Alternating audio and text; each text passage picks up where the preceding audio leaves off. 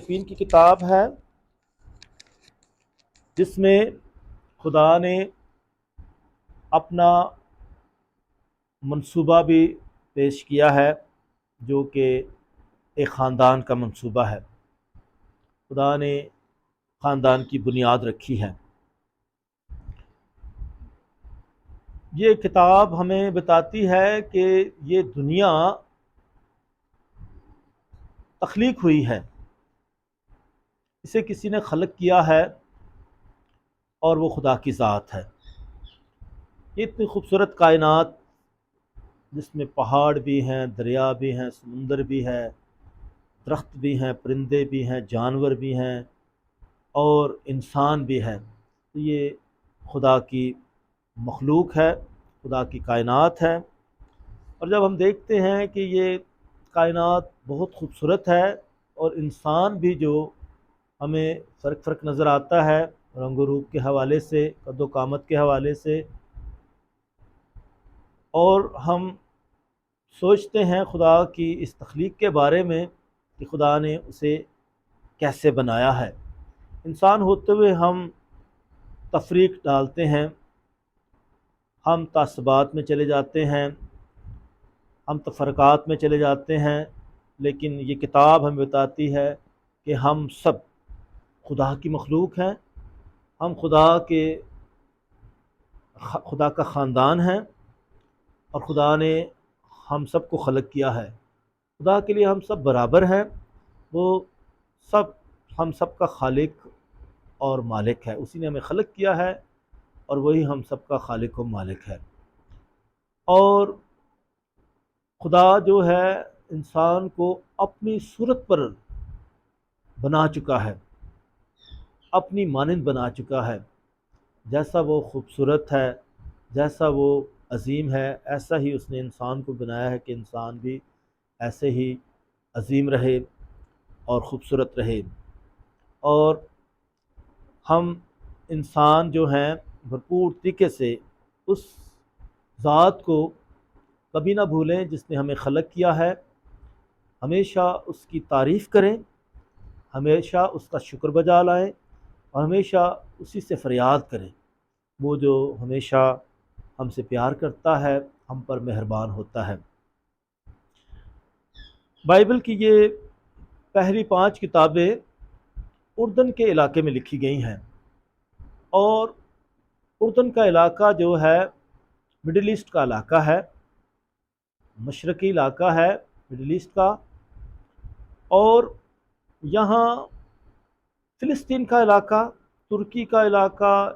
عراق کا، ایران کا، سیریا کا، مصر کا، یہ سارا جغرافیہ ہمیں ان کتابوں میں ملے گا۔ گویا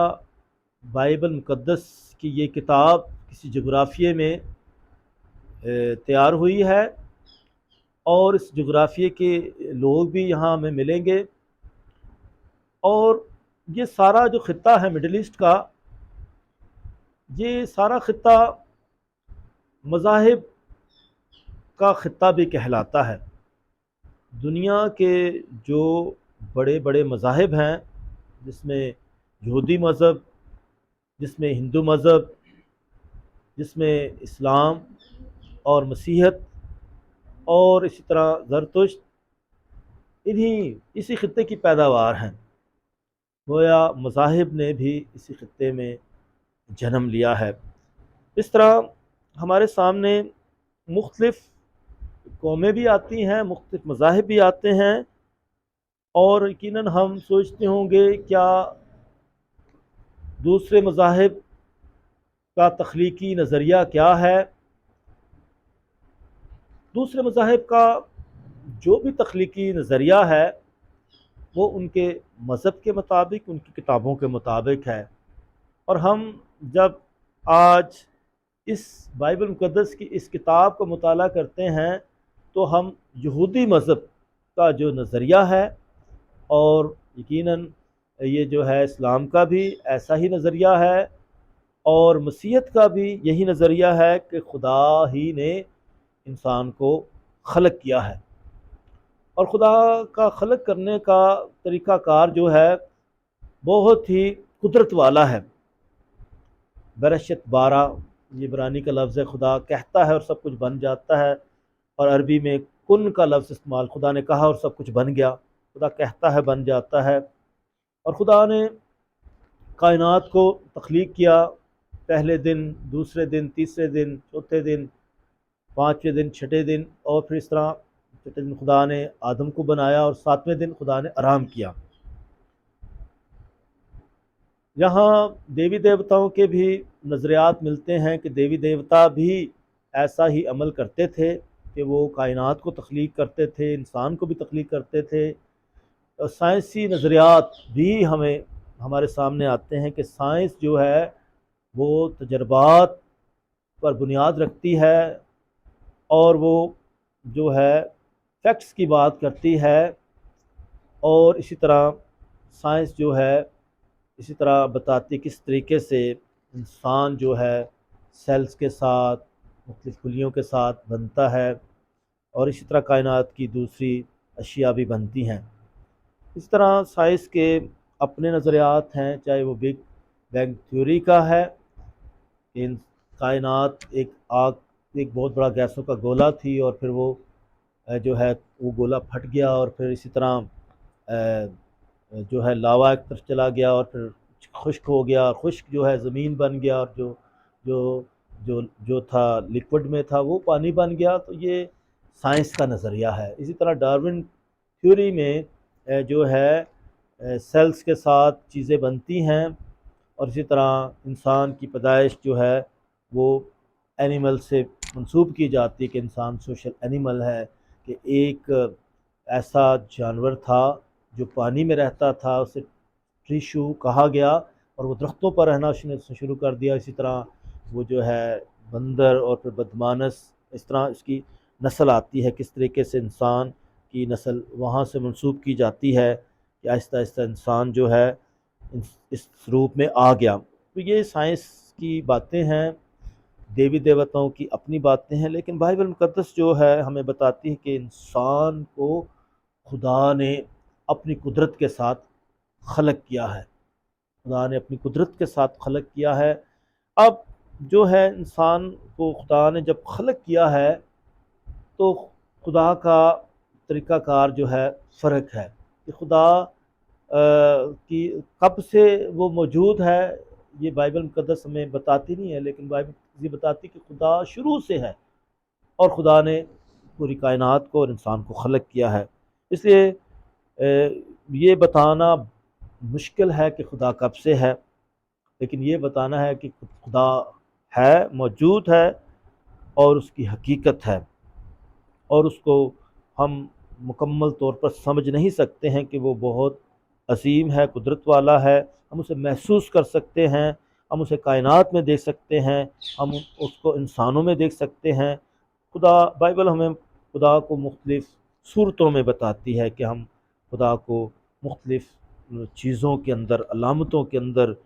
اور خدا کو دیکھیں اور پالیں۔ اور پھر بائبل مقدس میں بتاتی ہے کس طریقے سے خدا مختلف طریقوں سے اپنے آپ کو ظاہر کرتا ہے، اور پھر اس نے اپنے بیٹے میں بھرپور طریقے سے ہم پر ظاہر کیا ہے۔ عبرانیوں کے نام خط میں خدا طرح بطرح اپنے لوگوں پر ظاہر ہوتا ہے، اور آخر میں اپنے بیٹے کے ذریعے ہم پر ظاہر ہوا ہے۔ اس طرح بائبل مقدس کی یہ پہلی کتاب، تکوین کتاب، ہمیں کائنات کی تخلیق اور انسان کی تخلیق کے بارے میں بتاتی ہے۔ ابھی ہم اس بات کو سمجھنے کے لیے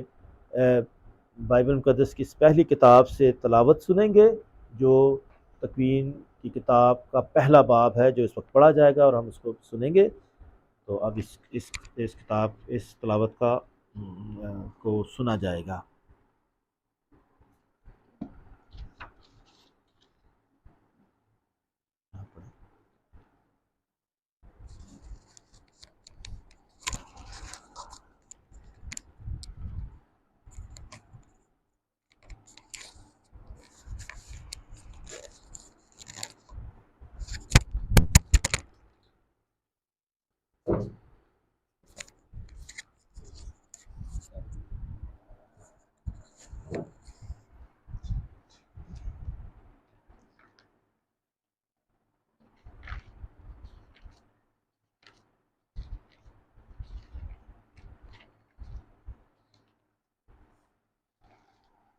تکوین کی کتاب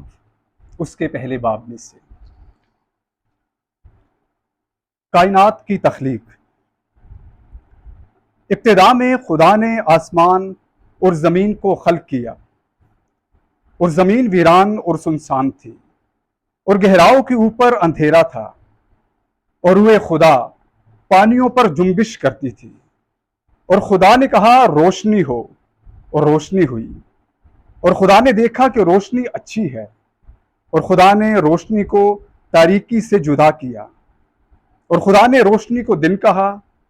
اور تاریکی کو رات۔ پس شام ہوئی اور صبح ہوئی، یعنی پہلا دن۔ اور خدا نے کہا کہ پانیوں کے درمیان فضا ہو، جو پانیوں کو پانیوں سے جدا کرے۔ تب خدا نے فضا کو بنایا، اور فضا کے نیچے کے پانیوں کو فضا کے اوپر کے پانیوں سے جدا کیا، اور ایسا ہی ہوا۔ اور خدا نے فضا کو آسمان کہا۔ پس شام ہوئی اور صبح ہوئی، یعنی دوسرا دن۔ اور خدا نے کہا کہ آسمان کے نیچے کا پانی ایک جگہ جمع ہو، تاکہ خشکی نظر آئے، اور ایسا ہی ہوا۔ اور خدا نے خشکی کو زمین کہا، اور متجمع پانی کو سمندر کہا۔ اور خدا نے دیکھا کہ اچھا ہے۔ اور خدا نے کہا کہ زمین سبز نباتات اور بیجدار پودوں اور پھل دینے والے میوہ دار درختوں کو ان کی اپنی اپنی قسم کے مطابق، اور جو زمین پر اپنے آپ ہی میں بیج رکھیں اگائے، اور ایسا ہی ہوا۔ تب زمین نے سبز نباتات اور بیجدار پودوں اور پھل دینے والے میوہ دار درختوں کو ان کی اپنی اپنی قسم کے مطابق اگایا، اور خدا نے دیکھا کہ اچھا ہے۔ پس شام ہوئی اور صبح ہوئی، یعنی تیسرا دن۔ اور خدا نے کہا کہ آسمان کی فضا میں نیر ہوں، کہ دن کو رات سے جدا کریں، اور وہ زمانوں اور دنوں اور برسوں کے امتیاز کے نشان ہوں، اور وہ آسمان کی فضا میں چمکیں، کہ زمین کو روشن کریں، اور ایسا ہی ہوا۔ پس خدا نے دو بڑے نیر بنائے، ایک نیر اکبر جو دن پر حکومت کرے، اور ایک نیر اصغر جو رات پر حکومت کرے، اور ستارے بھی۔ اور خدا نے انہیں آسمان کی فضا میں رکھا کہ زمین کو روشن کریں، اور دن پر اور رات پر حکومت کریں، اور روشنی کو تاریکی سے جدا کریں۔ اور خدا نے دیکھا کہ اچھا ہے۔ پس شام ہوئی اور صبح ہوئی، یعنی چوتھا دن۔ اور خدا نے کہا کہ پانی رینگنے والے جانداروں کو پیدا کرے، اور پرندوں کو جو زمین کے اوپر آسمان کی فضا میں اڑیں۔ اور خدا نے بڑے بڑے دریائی جاندار اور ہر قسم کے حرکت کرنے والے جانداروں کو، جنہیں پانی نے ان کی اقسام کے مطابق پیدا کیا، اور تمام پردار جانوروں کو ان کی اقسام کے مطابق بنایا۔ اور خدا نے دیکھا کہ اچھا ہے۔ اور خدا نے انہیں برکت دے کر کہا کہ پھلو اور بڑھو، اور سمندر کے پانی کو معمور کرو، اور پرندے زمین پر کثرت سے بڑھ جائیں۔ پس شام ہوئی اور صبح ہوئی، یعنی پانچواں دن۔ اور خدا نے کہا کہ زمین جانداروں کو ان کی اقسام کے موافق، چوپایوں، کیڑے مکوڑوں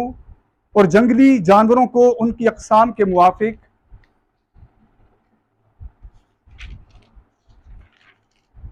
پیدا کرے، اور ایسا ہی ہوا۔ اور خدا نے جنگلی جانوروں کو ان کی اقسام کے مطابق چوپایوں، اور زمین پر رینگنے والے جانداروں کو ان کی اقسام کے مطابق پیدا کیا، اور خدا نے دیکھا کہ اچھا ہے۔ اور خدا نے کہا کہ ہم انسان کو اپنی صورت پر اپنی مانند بنائیں، اور وہ سمندر کی مچھلیوں اور آسمان کے پرندوں اور چوپایوں اور کل روئے زمین اور سب کیڑے مکوڑوں پر جو زمین پر رینگتے ہیں حکومت کرے۔ اور خدا نے انسان کو اپنی صورت پر پیدا کیا، خدا کی صورت پر اس نے اسے پیدا کیا، کیا نر و ناری انہیں پیدا کیا۔ اور خدا نے انہیں برکت دی اور کہا کہ پھلو اور بڑھو، اور زمین کو معمور و محکوم کرو، اور سمندر کی مچھلیوں اور آسمان کے پرندوں اور سب زندہ مخلوقات پر جو زمین پر چلتی ہیں حکومت کرو۔ اور خدا نے کہا، دیکھو میں ہر ایک بیج دار نباتات جو زمین پر ہے اور سارے درخت جن میں ان کی اپنی قسم کے بیج ہیں تمہیں دیتا ہوں، اور یہ تمہارے کھانے کو ہوں۔ اور زمین کے سب چرندوں اور آسمان کے پرندوں اور سب کو جو زمین پر چلتے اور زندگی رکھتے ہیں انہی میں سارے سبز پودے کھانے کو دیتا ہوں۔ اور ایسا ہی ہوا۔ اور خدا نے ان سب چیزوں پر جو اس نے بنائی تھی نظر کی اور دیکھا کہ بہت اچھی ہیں۔ پس شام ہوئی اور صبح ہوئی، یعنی چھٹا دن۔ پاک کلام کے پڑھے اور سنے جان پر خدا کی برکت ہو۔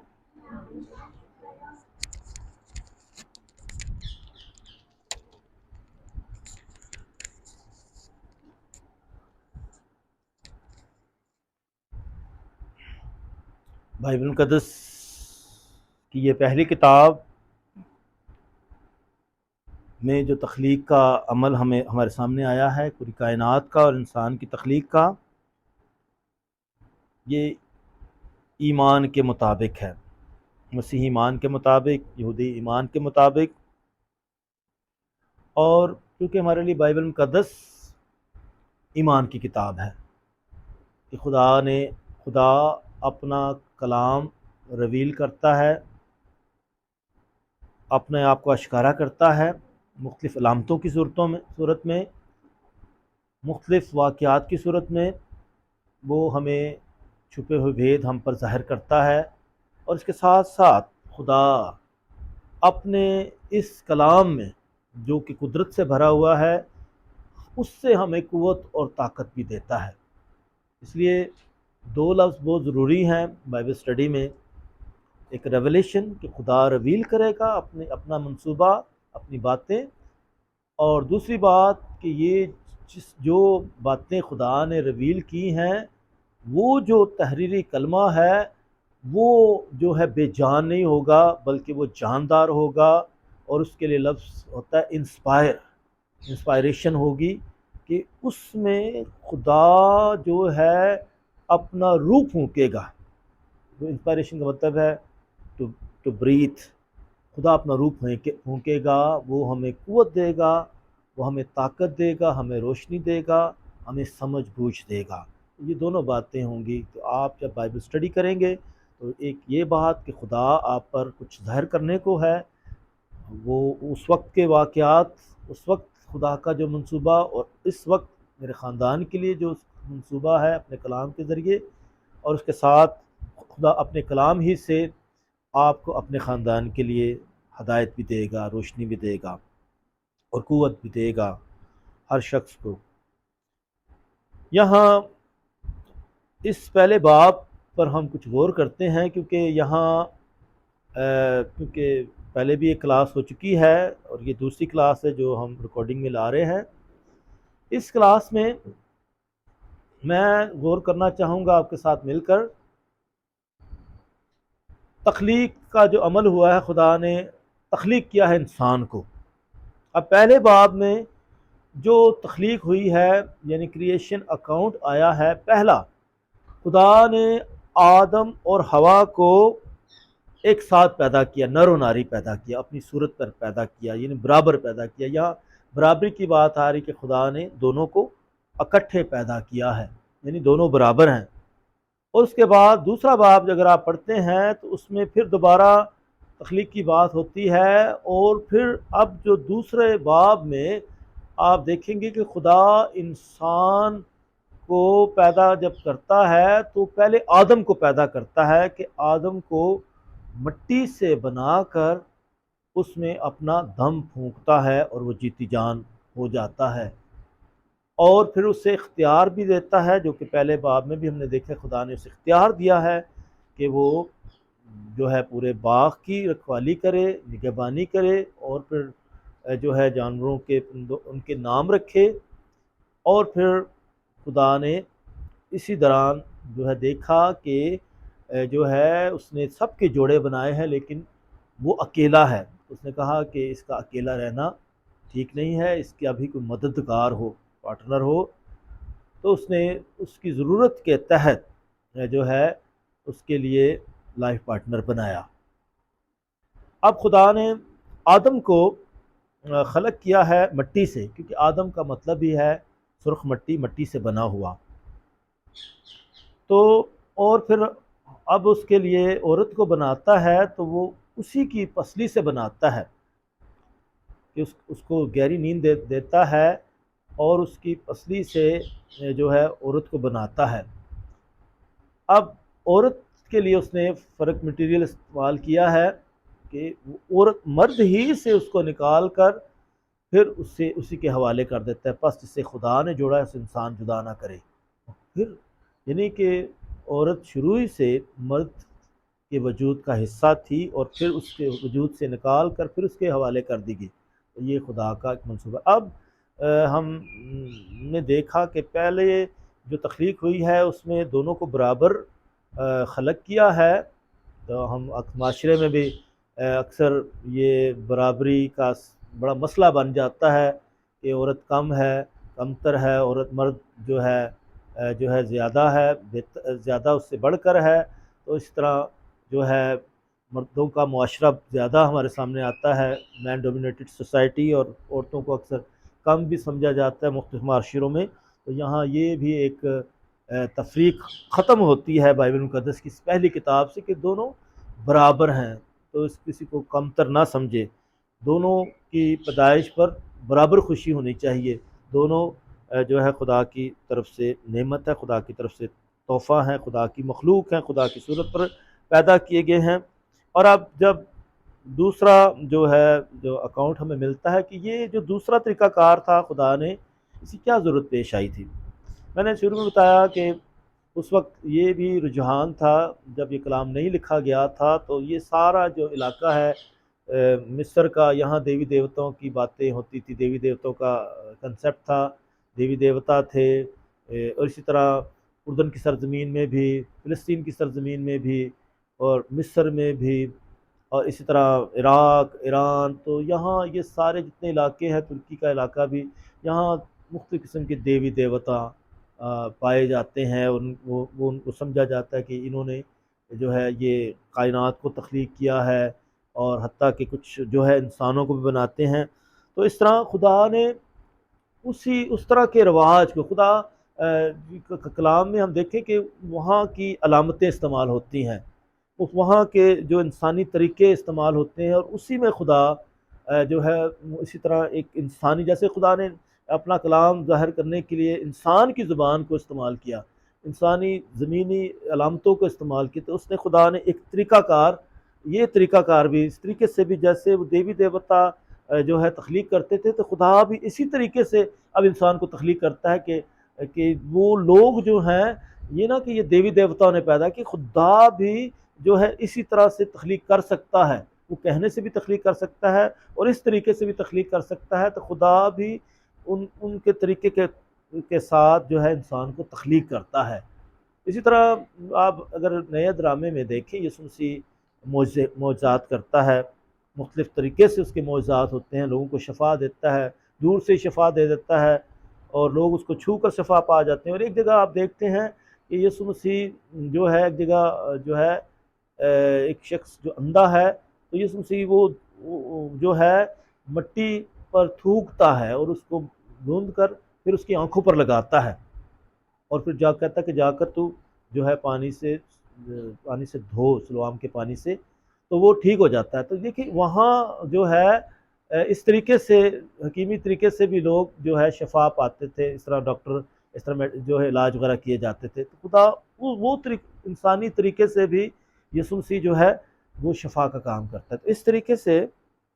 خدا بھی جو ہے انسانی طریقوں کو استعمال کرتا ہے، اس طرح علامتوں کو استعمال کرتا ہے۔ آپ دیکھیں گے پوری کتاب میں آپ کو سامنے بہت ساری علامتیں آئیں گی، جیسے آپ دیکھیں گے کہ جو خوبصورت باغ، جو باغ عدن جو ہے، وہ جو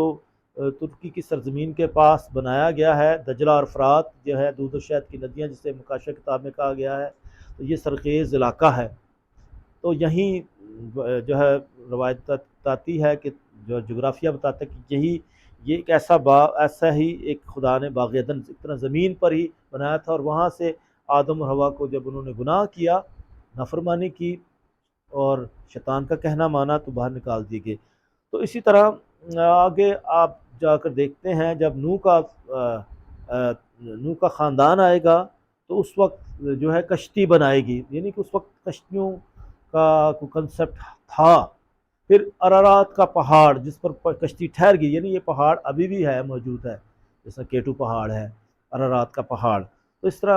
طرح آگے مزید آگے دیکھیں گے بابل کا برج، تو اسی طرح جیسے بڑی بڑی بلڈنگز ہیں، تو اس طرح اس وقت کی علامتوں کو استعمال کیا جاتا ہے۔ اسی طرح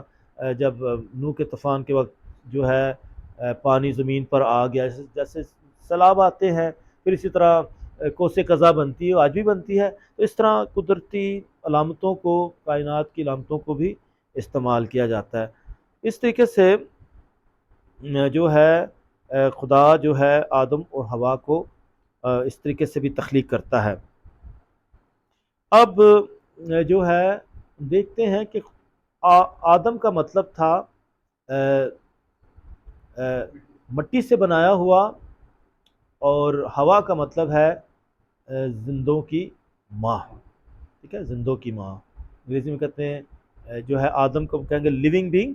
ٹھیک ہے، اور اسی طرح حوا جو ہے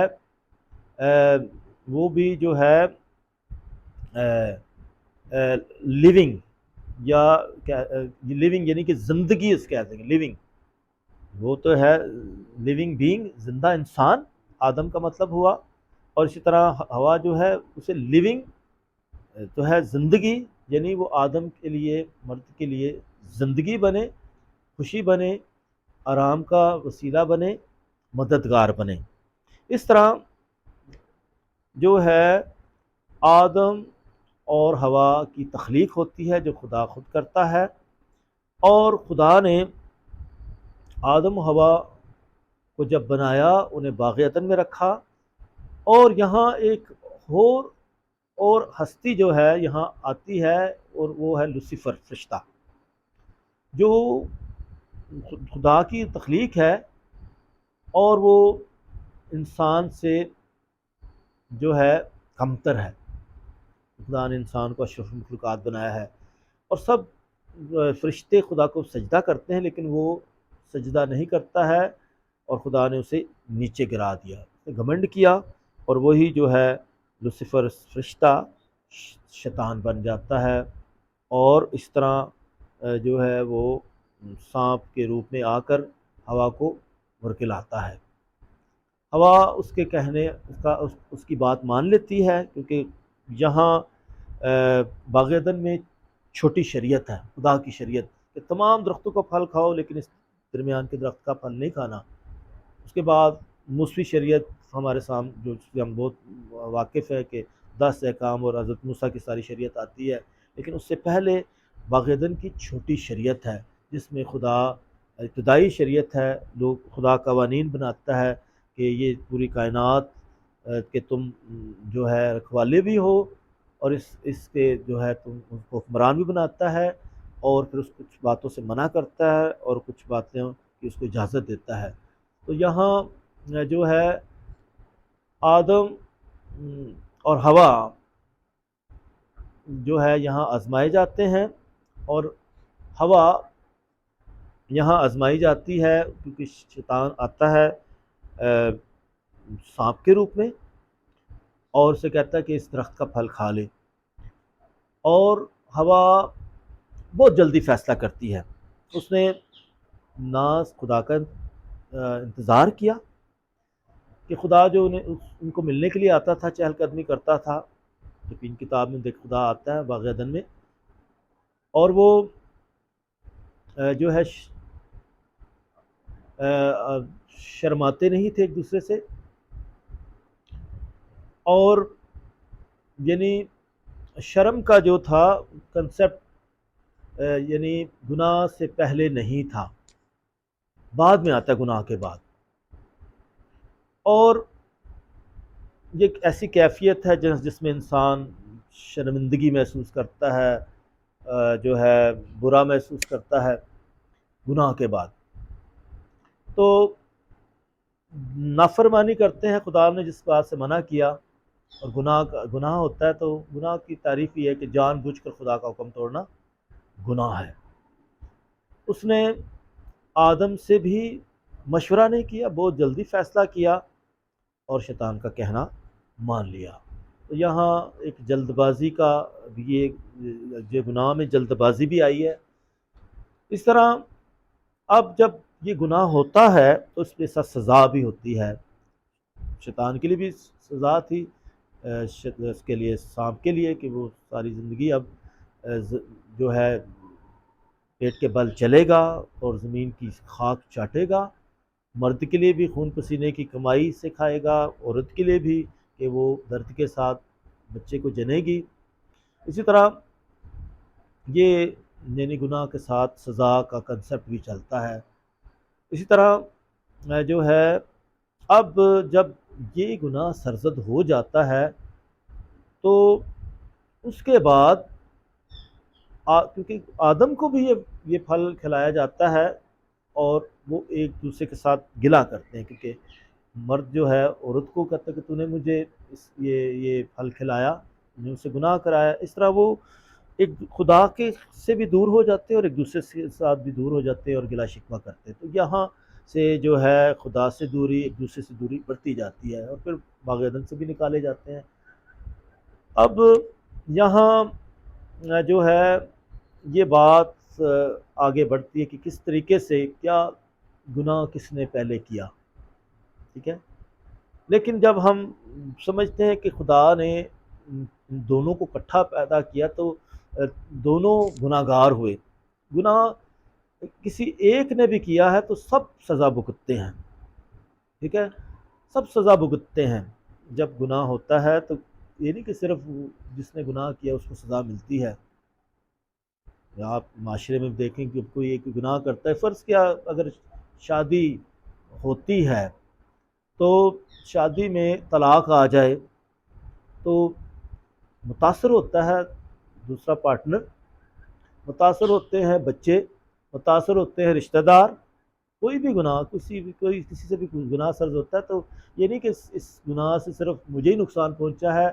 میرے ساتھ جو رہتے ہیں اس کو بھی نقصان پہنچتا ہے، سب پورا معاشرہ متاثر ہوتا ہے۔ اسی لیے کلام میں بتایا کہ ایک کے گناہ کرنے سے سب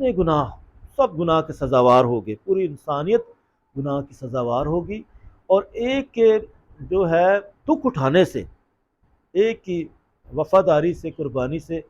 سب کو نجات مل گئی۔ تو اس طرح ہمارے سامنے ایک آدم ہے، پہلا آدم جس کی وجہ سے گناہ آ گیا، اور دوسرا آدم جس کی وجہ سے نجات، فضل اور نجات آ گئی۔ تو یہاں یسوع مسیح جو ہے دوسرا آدم ہے جس سے نجات آتی ہے، کہ پہلا آدم جو ہے وہ دوسرے آدم کو قبول کرے۔ پہلا آدم جو ہے اپنی پہلی انسانیت کو چھوڑ کر نئی انسانیت کو قبول کر لے۔ اسی طرح پہلی ہوا جو ہے جس نے نافرمانی کی، اور دوسری ہوا مقدسہ مریم جس نے کہا میں خدا ان کی بندی ہوں، تو اس سے سیکھے۔ اس طرح جو ہے نیا ڈرامہ اور پولس کے خطوط جو ہے نئے انسان کی بات کرتے ہیں، اور یسوع مسیح ہے۔ ہم نئی انسانیت کو دیکھتے ہیں کہ نئی انسانیت یسوع مسیح کی انسانیت ہے جو فضل سے معمور ہے، نجات والی انسانیت ہے، تاکہ ہم بھرپور طریقے سے اس نئی انسانیت میں قدم رکھیں۔ تو ہمارے لیے جو جتنے بھی خاندان ہیں وہ یسوع مسیح کو اپنی زندگیوں کا مرکز بنائیں۔ اب یہ جو آدم ہے، آدم پوری انسانیت کی نمائندگی کرتا ہے، تمام انسانیت کی نمائندگی کرتا ہے۔ ہوا بھی تمام خواتین کی نمائندگی کرتی ہیں، ٹھیک ہے۔ تو تمام ہوا کی جتنی ساری خواتین ہوا کی بیٹیاں ہیں، یہی ہمارا کنسیپٹ ہے، تمام آدم کی اولاد ہیں۔ مسیح میں ہم پھر نئی زندگی شروع کرتے ہیں، نئی انسانیت کو پہن لیتے ہیں۔ اب یہ جو آدم ہے، کلام مقدس میں تکوین کتاب میں اس کی عمر 930 بتائی جاتی ہے، اور یہ بھی لکھا ہے کہ ہوا جب یعنی آدم کی وفات ہوگی 930 برس کی عمر میں، تو ہوا اس کے ساتھ رہی، یعنی اس کا مطلب ہے کہ ہوا کی عمر آدم سے بھی زیادہ ہوئی، یعنی اس کی اگر 930 سال عمر ہے تو ہوا کی عمر اس سے بھی زیادہ ہوگی، اور کلام ہمیں نہیں بتاتا کہ ہوا کب وفات پا گئی۔ اب یہودی روایت کے مطابق ہوا کے یعنی آدم اور ہوا کے 56 بچے بتائے جاتے ہیں، یعنی کلام میں تو لکھا ہے نا قائن اور حابل اور سیت اور پھر دیگر، ویسے تو ساری انسانیت آدم کی انسانیت ہے، آدم کی اولاد ہے، ہم سب کہتے ہیں ہم آدم کی اولاد ہیں، جیسے ہم کہتے ہیں ابراہیم کی اولاد ہے، لیکن ابراہیم سے پیدا تو نہیں ہوئی لیکن ابراہیم کی اولاد ہے، اس طرح آدم سے پیدا نہیں، لیکن ہمارے والدین ہر ایک کے فرق فرق والدین ہیں، لیکن پھر بھی ہم کہتے ہیں ہم آدم کی اولاد ہیں، ہم حضرت ابراہیم کی اولاد ہیں، اور ہم اسی طرح ہم کہتے ہیں ہم سب خدا کی اولاد ہیں، خدا کی مخلوق ہے، اس مسیح کے پیروکار ہیں۔ اس طرح جو ہے یعنی کہ اگر اس کی عمر 930 سال ہے تو یقیناً بچے بہت سارے ہو سکتے ہیں، عام طور پر اتنی عمر تو لوگوں کی ہوتی نہیں ہے، 80 برے تک یا 70 برے تک تو 120 تک عام طور پر کسی کی عمر جاتی ہے، لیکن اکثر عمر کافی لوگوں کی کم ہوتی جاتی ہے۔ تو اس طرح بائبل مقدس ہمیں لمبی لمبی عمریں میں بتاتی ہے، یقیناً ایسا ہوگا، اور اس طرح ہم دیکھتے ہیں کہ کیسے لوگوں کی عمریں آگے بڑھ سکتی ہیں جب ہم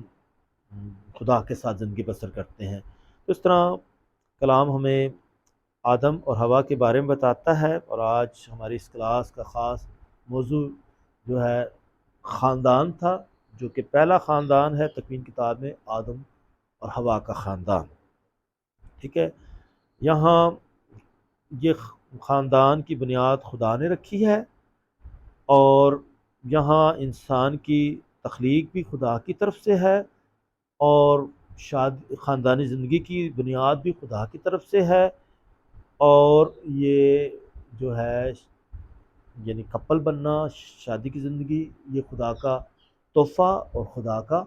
منصوبہ بھی ہے۔ یہی ہمیں یہ کتاب بتاتی کہ بس جسے خدا نے جوڑا ہے اسے انسان جدا نہ کرے، یعنی خدا نے ان کو خلق بھی کیا، خدا نے انہیں ایک دوسرے کا ساتھی بنایا۔ تو اس لیے بائبل مقدس کی یہ پہلی کتاب ہمیں بتاتی ہے کہ خدا ہی خالق ہے، خدا ہی مالک ہے، اور خدا ہی ہماری زندگیوں کے منصوبے بناتا ہے تاکہ ہم ہمیشہ اس کی مرضی کو جانیں اور اس کی مرضی کے مطابق اپنی اپنی خاندانی زندگی کو بسر کریں۔ تو آج کی ہماری یہ کلاس ابھی ختم ہوتی ہے، کیونکہ ہم نے تکوین کتاب کے بارے میں کچھ جانا ہے اور اس خاندان کے بارے میں جانا ہے۔ اس کے بعد اور بھی خاندان ہے، نوح کا خاندان ہے، حضرت ابراہیم، اسحاق اور یعقوب کا خاندان بھی ہے، جو خاص خاندان ہے جنہوں نے خدا کے ساتھ بڑی اچھی زندگی بسر کی ہے اس کے منصوبے کے مطابق اور اس کی مرضی کے مطابق۔ تو ہم رفتہ رفتہ باقی خاندانوں کا بھی مطالعہ کریں گے۔ ابھی میں نے آپ کے لیے شخصی طور پر اور خاندانی طور پر بائبل اسٹڈی کے لیے یہ بائبل اسٹڈی کا فارمیٹ بنایا ہے، تو دینا چاہوں گا تاکہ آپ اپنے خاندان کے ساتھ ایک ایک یا شخصی طور پر اب اسی کتاب کا ایک ایک باب پڑھیں اور پھر اس پر غور کریں۔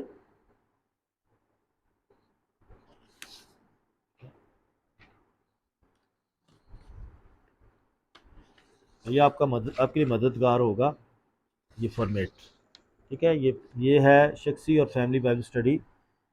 اس میں سارا طریقہ کار ہے جس میں آپ گیت، دلی دعا، پھر اسی طرح وہ آپ باب پڑھیں اور اس پر غور و خوض کریں کہ اس کتاب کے اس باب میں کیا کچھ ہے، کہ کیسا خاندان ہے، کیسی ہستیاں ہیں، اور کس طریقے سے وہ زندگی بسر کرتے ہیں، اور پھر اس کے ساتھ ہی اپنے اپنے خاندان پر غور کریں۔ پھر اس کے ساتھ ہی آپ کے لیے کیا اس کے لیے اس میں پیغام ہے، اس کے ساتھ مناجات ہیں، کلیسیائی دعائیں بھی آپ کر سکتے ہیں جس میں آپ روزری بھی پڑھ سکتے ہیں، خاندانی روزری، اور اسی طرح دعا اور گیت بھی آپ دعا کر سکتے ہیں اور گیت بھی گا سکتے ہیں۔ تو یہ ایک فارمیٹ ہے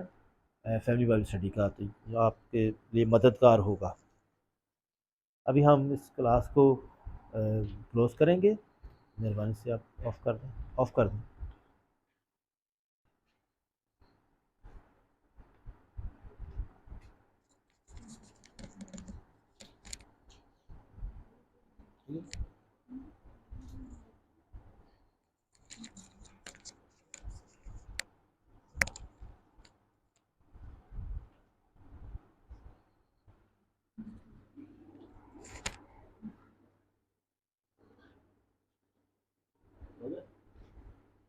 اچھا، پھر اس کے دوسرے حصے میں ہم